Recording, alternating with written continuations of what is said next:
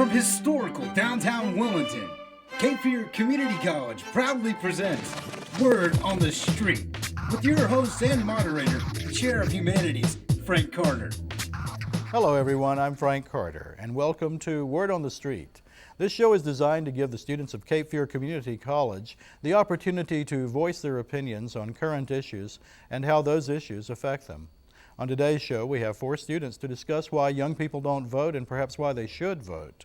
Other discussion topics will include the war in Iraq and President Bush's family values plan that includes the controversial issue of same-sex marriage. On our set today are a conservative pre-law major, Ashton Thomason, a radical film and video production student, Lee Bumgarner, a general education major and ultra-conservative, Jacob Pell, a graphic design student and liberal, Emily Bowman. We're going to take a look at why people don't seem to be voting between the ages of, say, 18 and 25, and we're going to talk to our panel about those issues. But first, let's go out on the street and see what people have to say. Indifference as far as political candidates to projecting towards people my age, and I think it's the same issue with students 10 years younger than me now. They're just not being addressed. Laziness and the lack of research and interest in it. I think they have a feeling that their votes are not counted, that they don't make a difference, but I feel like they should. Because they don't have the time, they don't really care about the issues. Things are like figures and, numbers that people they don't understand it too much. It's not that they don't care, they just don't think that they're going to get heard. Candidates never really speak to us. They never really, they don't give us a reason to vote. They feel that their opinion is not going to make a difference as far as the long run.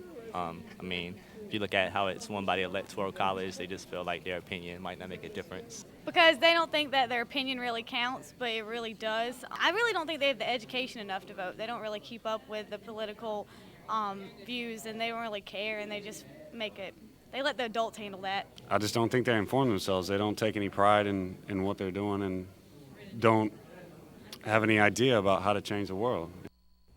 Around 1973, the Constitution was amended to allow people as low as 18 years old to cast votes in national elections in the United States. Lee, let's start with you just for a second here. Are you a voting guy? And did you vote at 18? I did not vote at 18. But you do now? I do now. You're going to vote in this coming election? Yeah. Why? Well, the reason I'm going to vote is because we took so long to get the rights to vote. I don't personally believe my vote is going to matter, but I will vote. Okay. Now, why didn't you vote before? At 18, I didn't vote because I didn't think I had a voice like most 18-year-olds. I mean, you're just becoming a legal age to vote, and no one's thought that much of you before, and all of a sudden you become 18, and all of a sudden people want your vote and say you're important and you have a voice. Well, do you really have a voice? You said you didn't think you did. You don't think your vote's going to count. Why do you feel that way? I think my vote's going to count because of the fact it's so much money tied into politics. And whenever there's money involved in politics... So if there was no money in politics, your vote would count. If the elections weren't paid for and media blitzes didn't occur and all that, your vote would count then, right? It probably would, but my vote could be put on the back burner because of someone else's money. Money talks louder than anybody's votes. Whatever I vote for, my agenda could be put on the side. Well, now you need to explain that. Now, I don't understand that. Does that help me out there? Okay, I can explain it for you. Like if I wanted to vote on new books for a school that had, old books, they need new books. Well, say you had a public interest group of some sort that came by and said they wanted to lobby for, I don't know, whatever, guns or something. Yeah, something like that matter. If they have the money, or like big tobacco or something like that, if they had the money, they could have my agenda bumped to the back burner for theirs because they can offer these politicians more money to support what they want more than what I want. Maybe the issue is the people you have to vote for are easily swayed. Is that what you're saying? Exactly. Okay, well, say that then. If that's what you mean, say it. Okay, why is that the case? Why is it the case? Yeah. Because it's all about money. Well, now, wait a minute. You can't just say that and get away with it. Jay, we'll come back to you on that. Jacob, do you vote? Are you a voting guy? No. Well, why not? Don't believe in it. Don't believe in voting, so we should take the rights to vote away from everyone. No. We need a king? We need a king who just declares himself like the leader, the ruler? No. So you really believe we do have a need to vote? Is that the deal? Yeah, we have a need, but I believe that just a regular citizen's vote doesn't matter. You have a right not to vote. Are you Yeah. exercising that because of some revolutionary stand that you're holding, that you say, hey, I'm not going to vote because I don't like the 2 candidates or the 4 candidates or the 30 candidates or whatever that are running for president? Is that what you're thinking? No, I like Bush. Do If you? I was to vote, I would vote for him, but Okay, but you're going to stay home and say, hey, by golly, I'm not going to vote for anybody. yeah, I'm just not getting caught up in it all. Okay, now let's talk about, I think getting caught up in it all, does that mean like going to the polls is a big hassle for you? Is that the deal? Yeah. Okay, good enough. Emily, are you going to vote? You got a chance to vote now. I think you voted before, is that right? No, this will be the first time that I have voted. Okay, you're all ready to do it. You've got all the information you need. Yes. Okay, now because you will vote and he won't vote, now you know that means that somebody's going to get a vote that either could be amplified by his vote if it was the same as yours, or it could be negated. But in this case, actually there's going to be one more vote than there would have been if you had voted. Is that right, Jacob? So are you willing to let her do that? Are you willing to let her outdo you in the democracy here? She's going to do it. She's going to get her way, and you're probably not. Jacob, are you going to complain after the person you don't like gets elected? What if Probably. and then do you feel like you have a right to complain about it after that happens? Yeah. And you didn't participate in the democracy, but yet you have a right to complain about it. Well, I mean, that would be my opinion. You know, Okay. It really wouldn't stand for anything. Emily, if your candidate doesn't get elected, are you going to complain? Yes, well, maybe. I mean, but I believe that if you do vote, then you do have a right to complain because you made an effort to get involved and make your voice be heard. If you don't, on the other hand, you know, it's not really fair to. What do you expect from your leaders? What do I expect from my leaders? I expect, that's a very difficult question. It is. I expect a lot. You're hiring them. You're paying them a salary to lead. What do you want them to do? You're the CEO of America. You know, what are you actually expecting of these people, other than the fact they, you know, assume an office and apparently they pass bills or they sign bills if they're legislators or if they're presidents or whatever. You know, you have to have some expectations of these folks. They can't just hang around D.C. or Raleigh and just fool around. So what do you expect of them? I expect that they should listen to the voices of the interest groups, people who are actually making an effort to get involved and make a point to make a change in the country. And I expect them to pay close attention to the underdogs. Okay, now if we have a democracy in which I believe it majority rules, but respect for minority rights. I think that's the way the democracy is supposed to work. Do you think it can actually work that way as long as Lee said earlier, money is involved in what's going on? Absolutely not. Yeah. Public interest groups have a lot of bucks, and they get a lot of things. How do you know that the person you vote for is going to listen to you, the people, instead of they, the public interest group? Or are they the same? I don't know that, and that's why we need to get more involved and make more contact with, you know, interest groups, and so we can have more involvement. I don't know that. Yeah. I would hope You that have some they- time, though, once they get elected to find out, hopefully. Hopefully. Ashton, it's up to you. You're a, quote, conservative. I don't know what that means. I've never understood the difference between liberals and conservatives, but I'm going to say that conservative means that you have something, that you fall on the right side of the political spectrum in some way. Maybe conservatives may be more interested in conserving. How about that, conserving?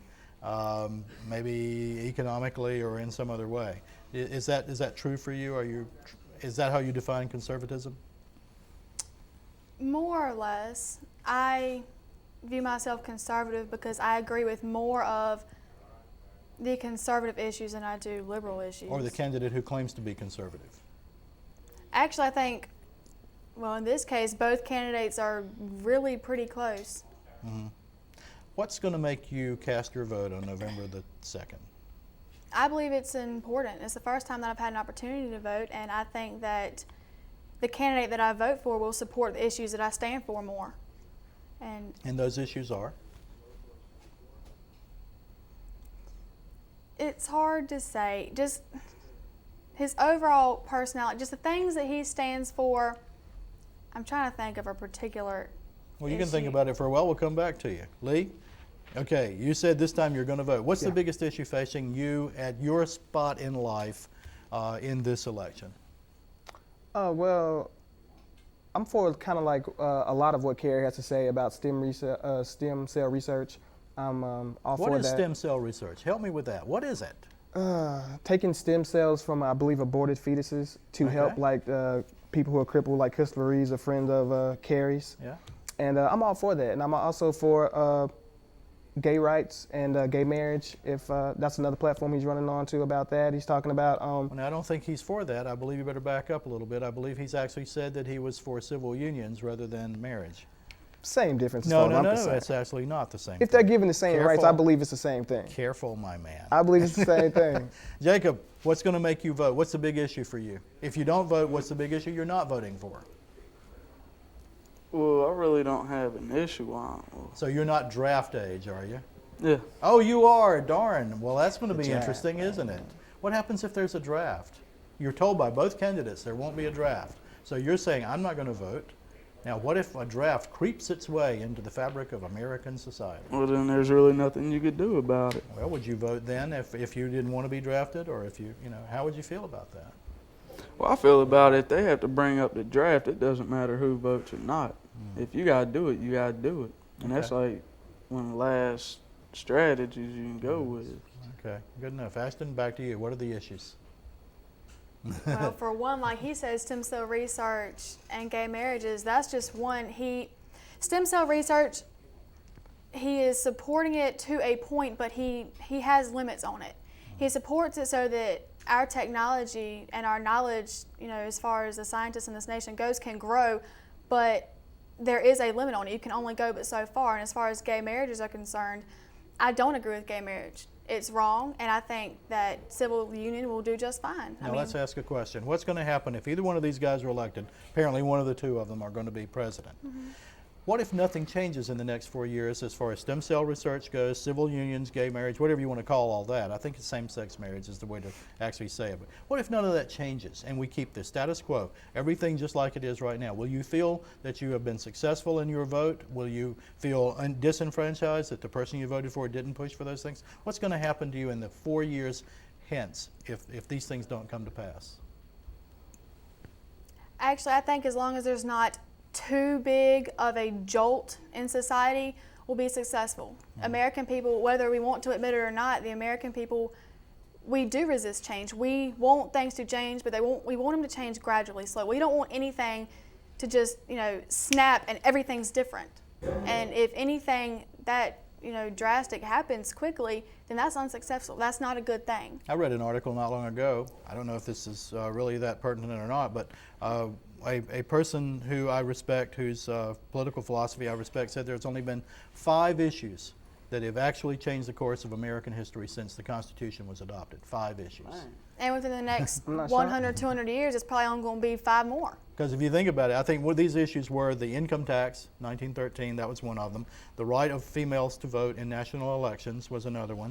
The 1964 Voting Rights Act, another one. Let's see, I can't remember all of them now. I think, the 14th Amendment, the passing of the 14th Amendment after the Civil War, and finally Roe v. Wade. These have been the things that have actually changed American society or the direction of American society. Those are big things. All of those things are big. Well, I think that if a great big change happens within the next, however long it's going to take, 100 years, 200 years, it's probably going to be a drastic shift within one of those same, you know, basic topics. Okay. What's going to happen in the courts? The next president of the United States is going to be able to probably to appoint 3 members of the U.S. Supreme Court, including Rehnquist, who probably will not seek another term on the court, or will probably ask to retire from the court. We have a lot. It's a very big deal. What's going to happen with the court? Let's say that Kerry is elected. What's going to happen with the court?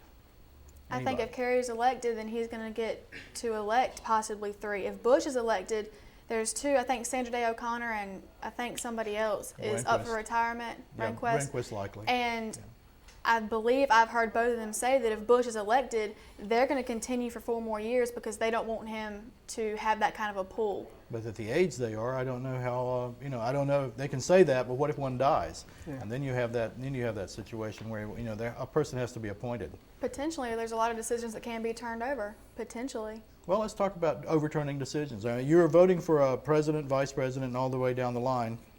Senators, you have the United States Senate, and in this time we had the opportunity to vote for the successor to John Edwards.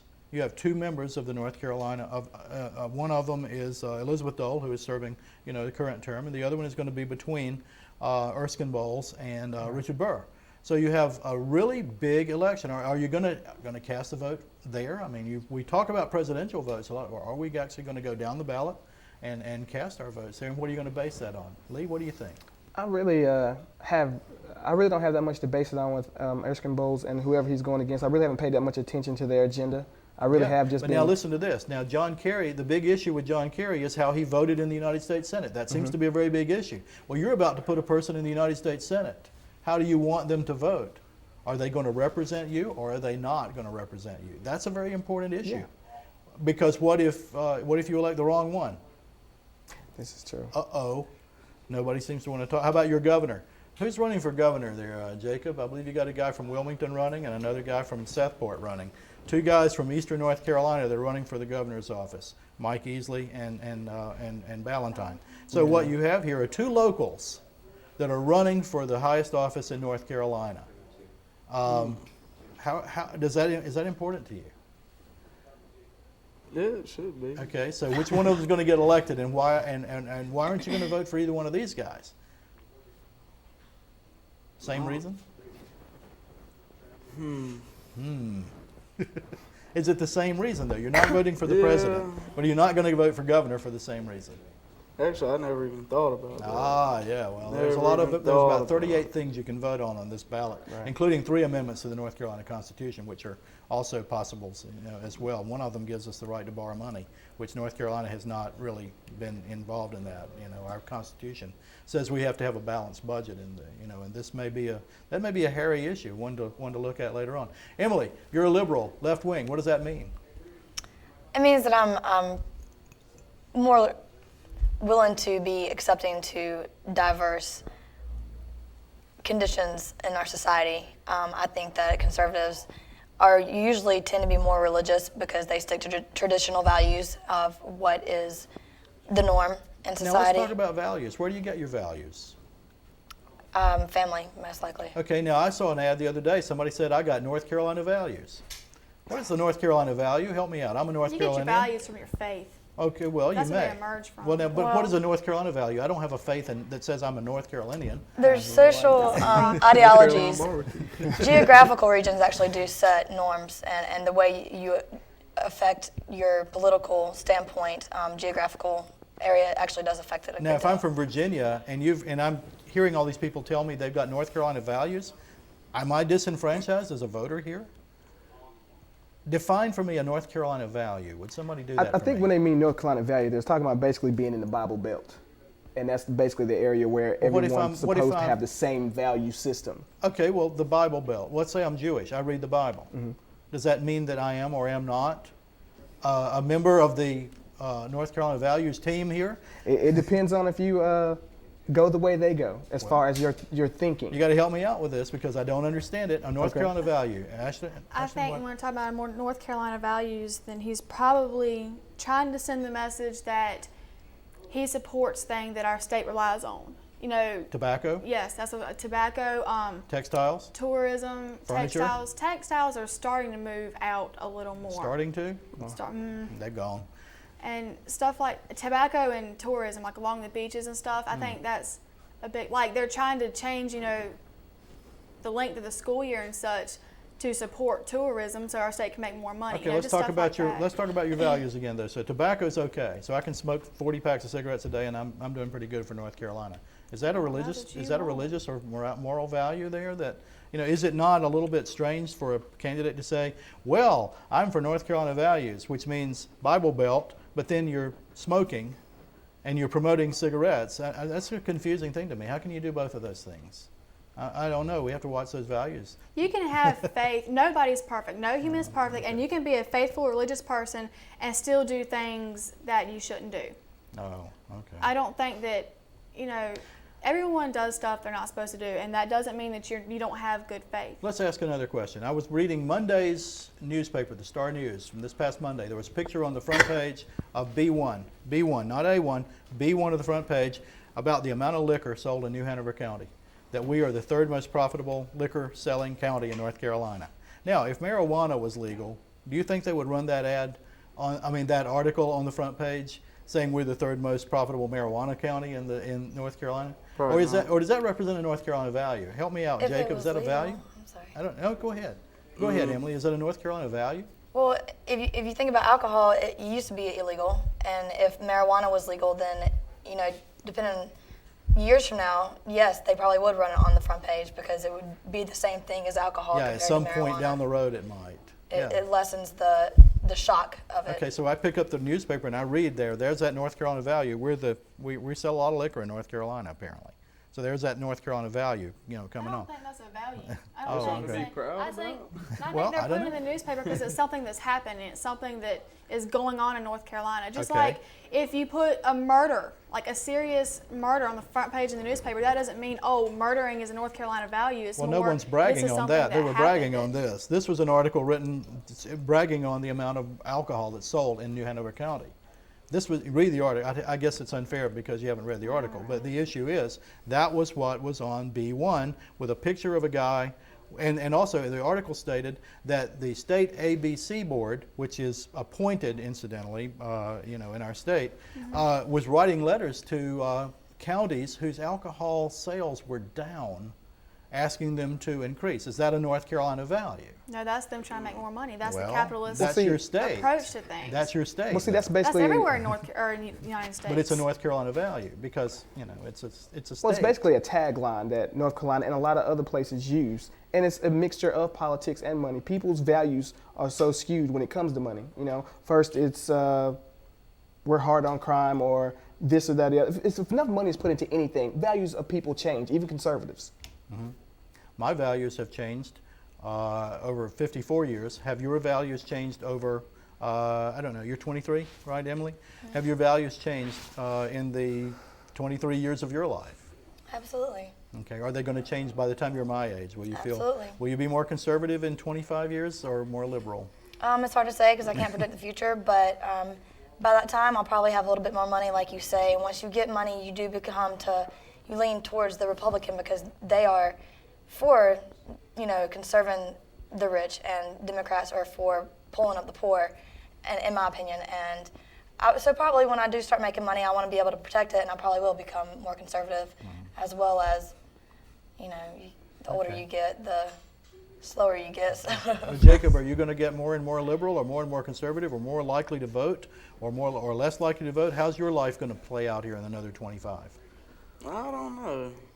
Can you see yourself in a position in 25 years that might change you dramatically? Yeah. Okay, what would that be? Money. Money, okay. Yeah. Lee, you were talking about money earlier. Yeah. Is it corruptive? I think it's corruptive when the wrong people are involved in it. I believe if you have that mindset from the beginning, that's how you're going to be. I hope I do become rich, and if I do, I don't plan to become more conservative just to get the tax breaks that Bush gives the 1% wealthy. No, I think we should give back. I mean, the more money you have, the more responsibility you have. So Magic Johnson, who is still being paid $25 million a year by the Los Angeles Lakers, should give back a lot more money than yes. maybe. Absolutely. I think a lot of these people should, but I'm going to conserve my money so I can stay the minority of the 1% rich and take the tax cuts. No, give some of that back. You can You're get rich. tax cuts if you don't make much money too. For example, my daughter makes less than, let's say, $20,000, or no, I think she works part-time. She's a student, so she probably makes less than $10,000 a year, so she doesn't pay any income tax either. So she's just like those rich people who doesn't pay, a lot of tax. You have to watch out when you talk about wealthy people not paying because poor people don't pay either. And my daughter's poor. Okay? The middle class pretty much, I think, pays for everybody.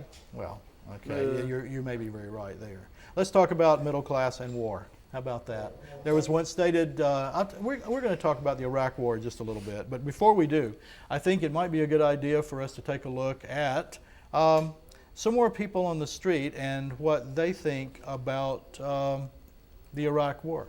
I feel that there was a need to step in and be some moderate at some point. I think they were in dire need of moderation. I think right now it's excessive, but that's how it is with war. We should be there. Saddam Hussein was horrible. He killed his own people.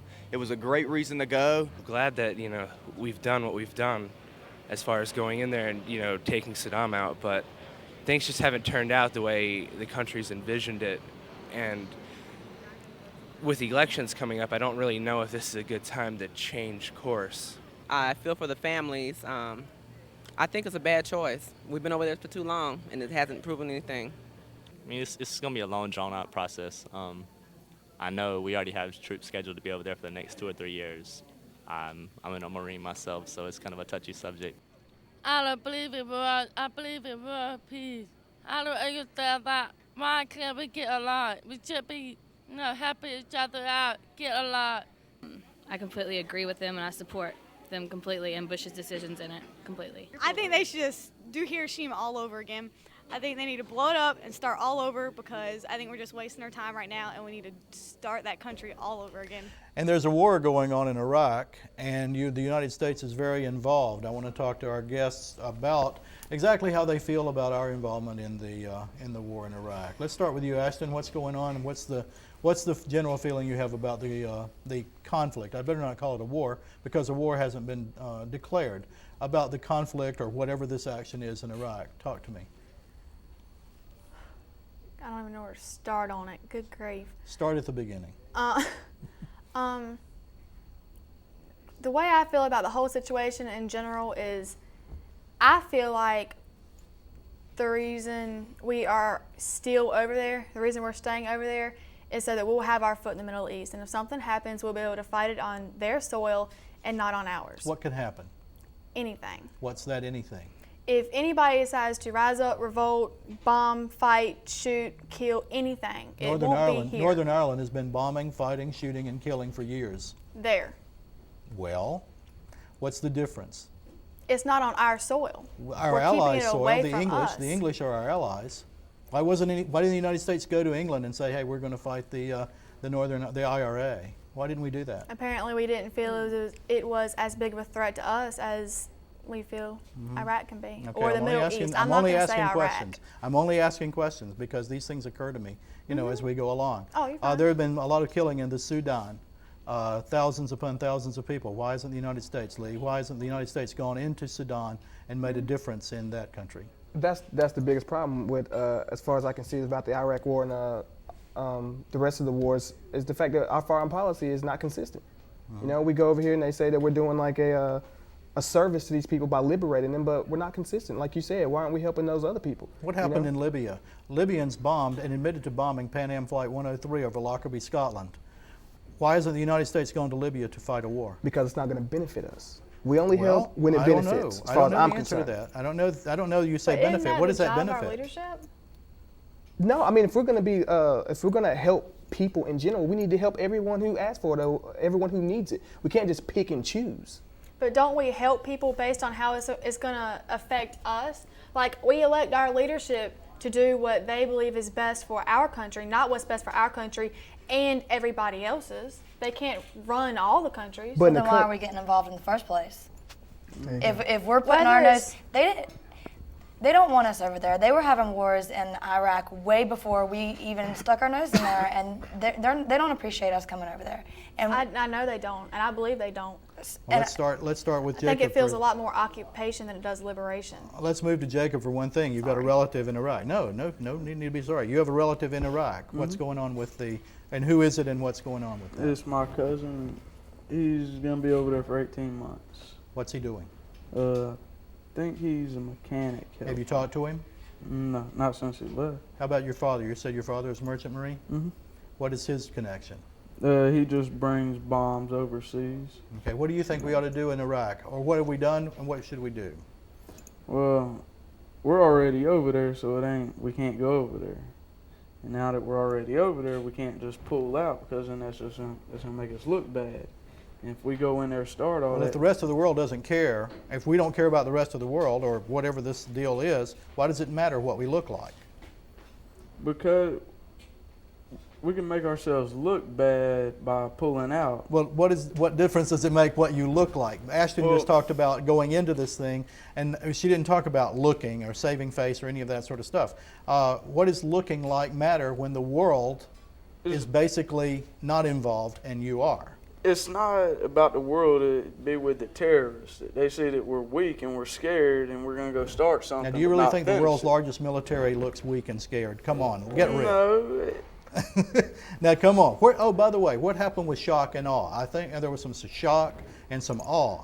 So the American military is quite a, remember that phrase from the beginning of the war? The American military is quite an awesome power. Yeah. Do you really think the rest of the world looks at the American military and say, oh, by the way, you guys are weak, sorry? No. No, they don't. So what's the basis of your argument there? Just I don't know. You got to help me out with this because I don't know. Like I said, I'm the Charlie Brown of all of the stuff. I do not know the answers. I'm merely trying to find out what you guys think. I don't think we can go in and bomb things and just tear a bunch of crap up and then just leave, because the last time we did that was in Germany, and look what happened. We rebuilt Germany. And we didn't get bombed every day while we were rebuilding Germany. no, but initially we didn't.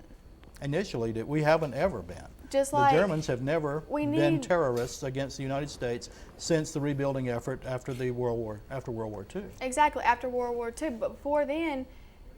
Well, the United States was at war before that. The United States was at war with Germany. But that's what Hitler came out of. They were at war and we were there, and just like everybody completely demolished Germany and left them with nothing but a bunch of debt. And look at the leader that came out of that. I don't Hitler. know. Hitler came out of that. Oh, you're talking about World War Yeah. I and its aftermath. That's what come out of that. And so, I mean, that's what happens when you go in like we've done and just tear a bunch of stuff up in a country, to destroy their regime and their leadership, and then just leave them. How many years was London bombed before the United States entered World War II? Too many. Yeah. I would like to know, what was the thing that got America into World War II? When someone came over here and bombed us. But it was the Japanese, and The they bombed Pearl Japanese, Harbor. yeah. And Pearl Harbor was not, Hawaii was not a state. Right. It was a U.S. territory. But the It was issue, awfully close but to the, our soil. Well, it's 3,000 miles. But the issue is, it's strange that England and France and were fighting a war against Germany for 2 solid years before the United States entered World War II in Europe. We didn't go start fighting, but we were funding them, even though we weren't supposed to, because we were supposed to be neutral. Okay, But we well. were funding them, and we were sending them weapons. Another piece of information. Just thought I'd throw. You got to help me with this thing. What's going to happen after Iraq? Let's say the war is all over, everything is over, troops come home, place is rebuilt. What's next? It's never going to be over. No. Okay, Lee. Now you've said never. Never's a long time. Eternity is forever. Never's going to be over because you stuck your nose in somebody's business and got into some trouble that you can't get out of now, because you shouldn't have went in the first place. And now you've gotten the eye of these terrorists focused on you. Now they're not going to stop. I just saw on the news the other day where our government thought that they were maybe 3,000 strong. Now they're finding out that they're over 10,000 with unlimited supply of money coming through Syria. Unlimited. Syria is an interesting country. It's got a real military. Yeah. Not like Iraq. And the point was, we're going to win the war on terror. And they're actually getting bigger, as like I thought a long time ago. And the bottom line is, you have a president who basically didn't have a reason to go to war. Since September 11th, he's been trying to find a reason to get back at, trying to find Osama bin Laden, couldn't find him. So to take the American people's mind off of it, why not start a war? Jacob, your cousin's there. Do you think do you think he's fighting for nothing? No. Your father's on his way there back and forth, merchant marine. Is he carrying troops and supplies, et cetera, for nothing? No, it ain't for nothing. So what is it for? For our rights, our freedom, for Okay. America. Let's talk a little bit about the surrounding countries. Iran. What's the longest running war in the Middle East that you can think of, other than the Palestinian versus Israeli thing, which started in 1948? But let's talk about a longer running war than that. Does anybody know of one in the Middle East? Not particularly. I just know they've been fighting in the Middle East for How about Iran and hundreds of Iraq? years. Iran and Iraq. Oh, that's been going on since what? To whose Little before advantage? To Reagan. whose advantage was it for the United States to bomb the country and eliminate the military of Iraq? Who won? Whose advantage? Iran. Wonder why. Now, isn't that an interesting thing? Iran and Iraq fight a war for years and years and years, and they can't seem to win or lose. It's a lot of stalemate there. And suddenly, Iran says, hey, let's get rid of the Iraqi army. The way to do that is to have somebody else to get rid of them. So let's talk about intelligence. Why didn't we have enough intelligence? Or why was the intelligence faulty? Can anybody tell me? Emily? To be honest with you, I'm not too informed about that. Yeah. The only thing that I would like to comment on is I don't think the motive of the war is justified. I don't think that us attacking Iran or anyone else really is going against the terrorists that attacked us. And you said that in Pearl Harbor, we went back and attacked because we were attacked. Well, we're not attacking the people that attacked against us. We're going against things that... Okay, the initial attack, the World Trade Center on September 11, and the Pentagon, and a flight that was headed for possibly another building in Washington. Let's talk about that for a second. Do you think the guys who were flying those airplanes, who commandeered those airplanes, and who were, I would say, almost lucky enough, and I hate to use a word that way, but successful in doing what they did, do you think they knew the trade centers were going to come down? Do you think they had any idea of that? What else It doesn't matter if they knew. I mean, well, I don't know, but the question I have: do you think maybe they were surprised that the world of terror was surprised at how much damage they actually did? I think it was. Yeah, Osama bin Laden himself, they had him on a tape talking about that they had the measurements of it and they didn't think it was going to do as much damage as they did, but they were glad that it did. Of course so they were more happy. successful than they hoped. They were. But they did try this before with some explosives. 6 people died in the World Trade Center in 1993 or 94 when the Trade Center was bombed the first time. Of course, there was no retaliation at that time. Or these people are standing trial, but there was no major retaliation. My question would be, they were probably surprised at this, so if they were surprised at it, and they really didn't calculate that all this damage would occur, then now that it did, the response by nations toward terror, I believe at one time the United States was looked at as, let's all help the U.S. The rest of the world said, let's help the U.S., let's do something for them. And they were very sympathetic to what had happened because of the massive destruction on that day. Now the question is, what's the rest of the world doing right now, and why aren't they still U.S. sympathizers? The coalition? Yeah, well, coalition, whatever. Well, basically because Bush decided to be a cowboy and go about it his own. Do you think it's only Bush? He didn't. I think it's Bush. I think it's Bush mainly. The only supporter he had after a while was the guy from Britain. I can't remember his name right now. That was behind him completely. Tony Blair. Yeah, Tony Blair. Because when he went and decided to do it without the UN's help, he was going to do it because they had people over there that was in Iraq that was doing the searches for the weapons and all this kind of stuff.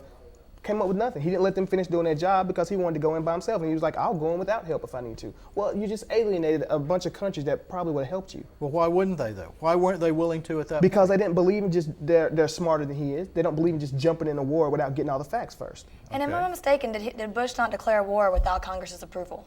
Actually, the war has never been declared that I know of. It may have, but I don't know that. But Congress, that's an iffy issue. Presidential powers are fairly large, and the idea of the WAR word doesn't have to always be used. For example, in Vietnam, war was never declared. It was a conflict. Korea was a conflict. So the word war is sketchy, in its meaning and how it's actually declared and what Congress has to do. Congress did vote funding, however, for all activities that we're Yeah, exactly. But no matter what the president chooses to do, if Congress and the Senate really become adamant, look, we're finished with this war, we want our troops out, we want them to come back home, they can do that. Well, he's the commander-in-chief. He commands the army, so... But they control the money more. They control the flow of the money, but he can still and if they have give no a more lethal money, impact. then What would happen if Congress met in its opening session in January, even if Mr. Bush is elected or Mr. Kerry, and decided not to fund any more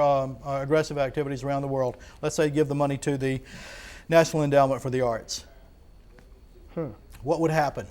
then we have to come home. There's nothing we could do about it. You can't do anything without money. That's right, because Nothing can be it's a backed congressional without it's a congressional activity. And you were talking, or I was asking you just a little bit earlier, Jacob, are you going to vote for the United States Senate because the Senate's going to make the final approval on the budget? Because if we blame Mr. Kerry for not voting for or voting against or whatever everybody's doing, that United States Senator may very well be much more important than the President of the United I States in believe this that upcoming. full-heartedly. The Senate is much more important. Yeah. Senate has a lot more power. So why doesn't we even know who's running for the United States Senate in North Because Carolina? it's not as as far as I'm concerned, it's not as televised as a lot of these other things, and nobody knows the importance of what the senators supposed to do for their communities. Okay. And a lot of people just feel it doesn't matter. Well, let's ask for just one other question. We're going to do something else.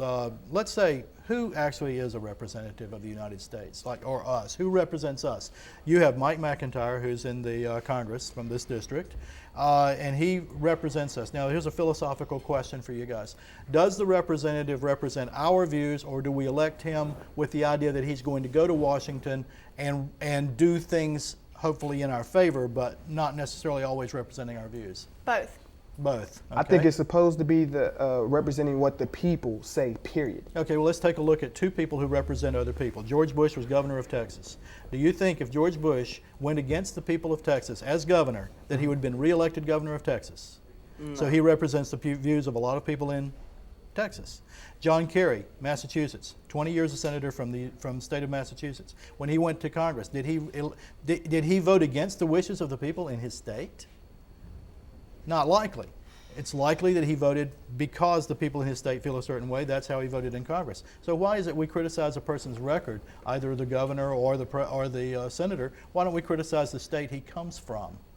That's a good question. That's a good question. I mean, that's got a lot to do with also, I mean, if you think about it, not always, of course, there's an exception to everything, but overall, if you listen to people talk, you'll hear them say, our whole Congress, our entire Senate is corrupt. They're doing terrible jobs. They're all horrible except for ours.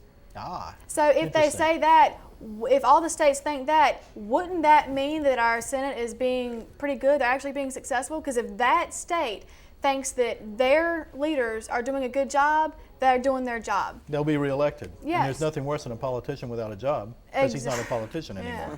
We're going to talk about another issue that the Bush administration has mentioned on a couple of occasions and has been reacted to, I'm sure, by the people who are running against him for president, and that's the issue of same-sex marriage. Jacob, let's start with you.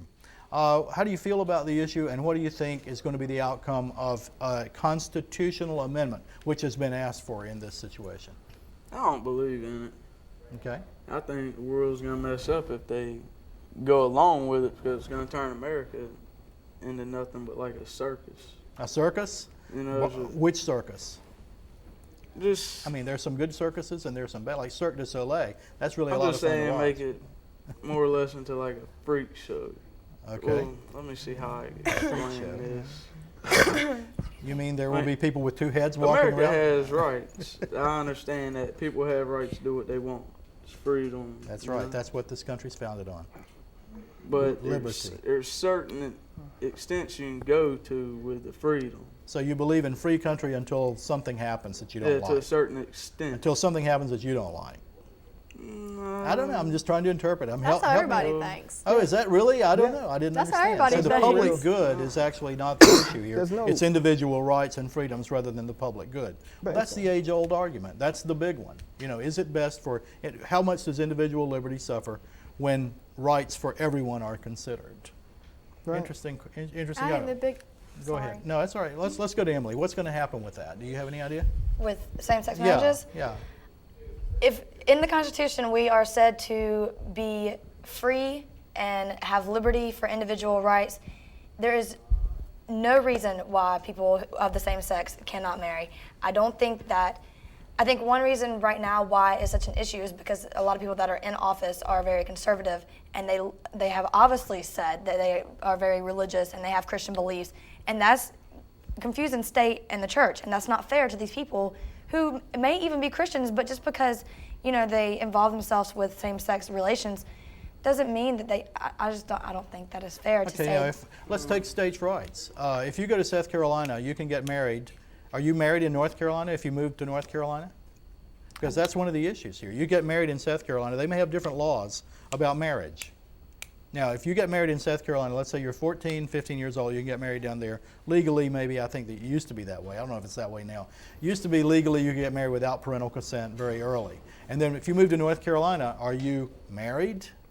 It's not recognized. Or Yeah, you are. It Because shall be recognized. is what the states amendment says. recognize Really? each other's laws. Right. They do. Same thing with other laws. For example, if you get a driver's license in one state, they can't keep you from driving in another state because we recognize that.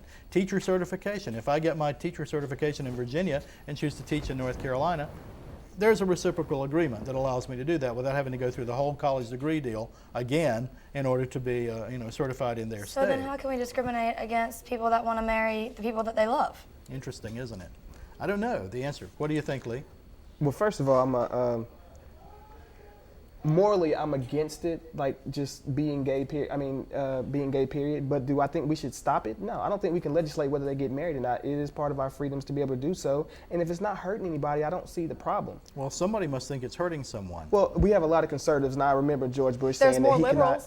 cannot. Huh? There's more liberals in our leadership than there is conservatives, actually. Well, I remember I heard George Bush say something that he could never go against his core values, and that was Which being leadership gay are you was his talking about? core value, huh? In the Senate.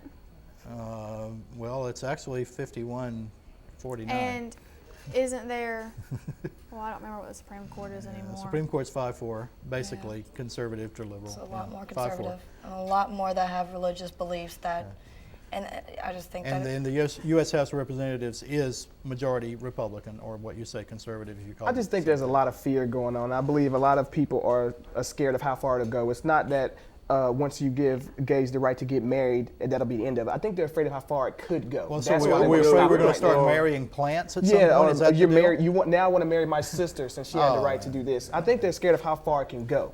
Period. Not just that. Well, gays will get married and that'll just be that. They're afraid of what can happen. So what are the scenarios? Like what can I said, happen? I have don't a know. brother marrying your sister or something. I don't Well, know. I think no. they're scared of the unknown. What's like, Okay, people well, I don't always think do. that's very similar. Now, Well, I I'm mean, just I may saying- be I see crazy the argument here. though. I I'm mean, just saying, people like today, you can go about as far as lawsuits on anything, spilling coffee on yourself. People will make an argument if this gets passed.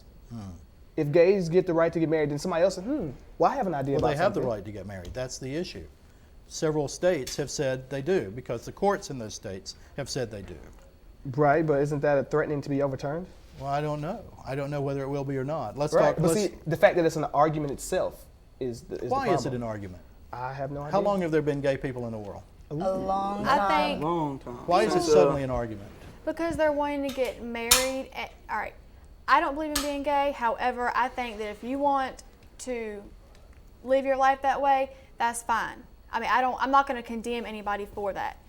But I think it's an argument now because when it comes to the sanctity of marriage, traditionally it is something that does have a very religious connotation. And I think that, why not give them, not necessarily, something a little stronger than just a civil union where they can have the same rights or regulations, whatever, of a marriage, but it's not like it doesn't have a religious connotation to it traditionally. Okay, let's ask this question. Before the United States was a country, people could get married here, whether they're gay or not. It didn't make any difference. They could get married here. What was the difference? When we became a country, we created laws. Okay, but there were laws before that. There were other kinds of laws. Before what now, like Before when the we were United just States. colonized? Yeah, or- when it was a colony. How many foreign well, countries? back then their entire political system was based on religion. Well, let's take a look at foreign countries and what they look at today. What are the laws in, let's say, England or Switzerland or Germany or France concerning same-sex marriage? Are there laws? Do we know of those I don't laws? even know. I if they know, have them. actually, I'm not sure what country it is, and I don't want to be wrong, but I'm almost positive maybe it's India, that they actually do approve gay marriages, and it is actually a normal thing. And for us to be a country that is supposed to be so accepting to other diverse religions, we want to accept Muslims, we want to accept Hinduists and Buddhists and everyone, for us to sit here and say that because of our Christian faith, we can't allow gay marriages, it's not right. Okay, now that's how you feel. Now let's look Right. at the Constitution. What does the Constitution, the 14th Amendment, do?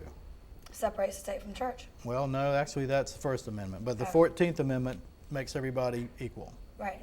I think that's an issue. Okay, Well, if it's about Sorry. No, we're I talking cut you about off. turning over the Constitution. We're talking about making a change, an amendment to the Constitution, a national law where there are currently no national laws. The only time the Constitution's ever been amended where the laws were taken away from people were, one, when prohibition, when people couldn't drink. Okay, the 18th Amendment, I think, deals with prohibition and says, well, you can't sell liquor in the United States. And then that was repealed about a few years later. That constitutional amendment was repealed. The other one the other one is that the president can't succeed himself.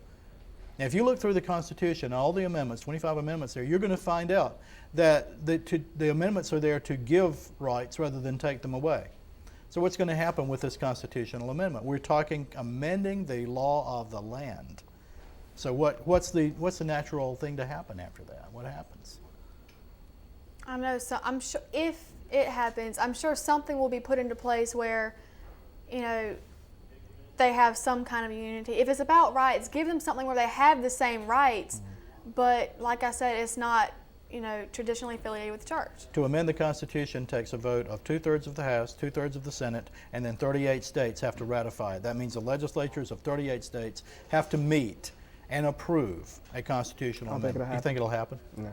Okay, good enough. I don't think it'll happen. I think we're out of time. I don't see anybody telling me that we are, but I imagine we're just about pretty close to the end of our program. I want to thank you guys for being here today. Ashton, Lee, Jacob, Emily, it's really a pleasure to have you guys. It's nice to hash out the issues with you guys. I'd like for you to join us again the next time we get together, which I'm not sure when it'll be, but hopefully soon, for another Word on the Street. Thank you a lot.